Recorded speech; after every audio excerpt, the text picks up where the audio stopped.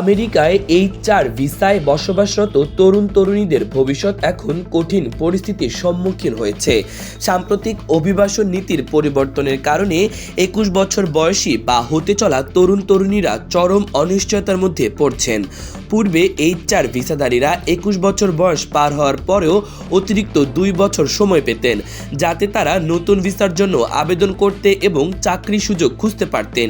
তবে নতুন নীতির কারণে এই সময়সীমা সংকুচিত হয়ে আসছে। যদি তাদের অভিভাবকেরা গ্রিন কার্ড পাওয়ার আগেই তারা 21 বছরে পৌঁছে যান, তবে তাদের জন্য নতুন ভিসার সুযোগ সীমিত হয়ে পড়ছে। বিশেষত টেক্সাসের সাম্প্রতিক আদালতের রায়ের পর এই তরুণ-তরুণীদের জন্য পরিস্থিতি আরও জটিল হয়ে উঠেছে। অনেকেই বিকল্প পথ হিসেবে কানাডা বা ব্রিটেনে অভিভাবকদের কথা ভাবছেন, কারণ এই দেশগুলোর ভিসা নীতি তুলনামূলকভাবে সহজ এবং গ্রিন কার্ডের জন্য দীর্ঘ সময় অপেক্ষা করতে হয় না। মার্কিন যুক্তরাষ্ট্রে গ্রিন কার্ড পাওয়ার জন্য বছর বছর অপেক্ষা করতে হয়, যা H4 ভিসাধারীদের জন্য উদ্বেগ বাড়িয়ে তুলছে। এদিকে 2026 অর্থবর্ষের জন্য H1B ভিসার নথিভুক্তকরণ প্রক্রিয়া 7 মার্চ থেকে শুরু হয়েছে এবং 24 মার্চ পর্যন্ত চলবে।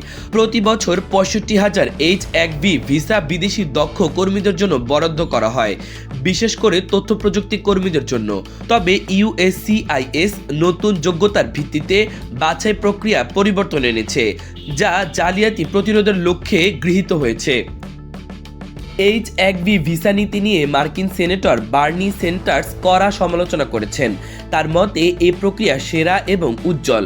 কর্মীদের নিয়োগের পরিবর্তে কম খরচে বিদেশি কর্মী নিয়োগ করা হচ্ছে, যা মার্কিন কর্মীদের জন্য সমস্যার সৃষ্টি করছে। H4 ভিসা মূলত অস্থায়ী অভিবাসন ভিসা, যা H1B ভিসাধারীদের নির্ভরশীল পরিবারের জন্য বরাদ্দ করা হয়। এই ভিসা সাধারণত স্বামী বা স্ত্রী এবং 21 বছরের কম বয়সী অবিবাহিত সন্তানদের জন্য প্রযোজ্য।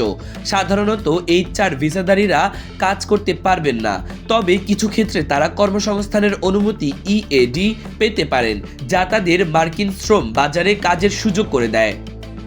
বর্তমান পরিস্থিতি অনেক অভিবাসী পরিবারের জন্য উদ্বেগজনক। মার্কিন প্রশাসনের নতুন নীতিগুলো H4 ভিসাধারীদের জন্য ভবিষ্যৎ পরিকল্পনা কঠিন করে তুলছে। ইমন তারুণ্য বার্তা।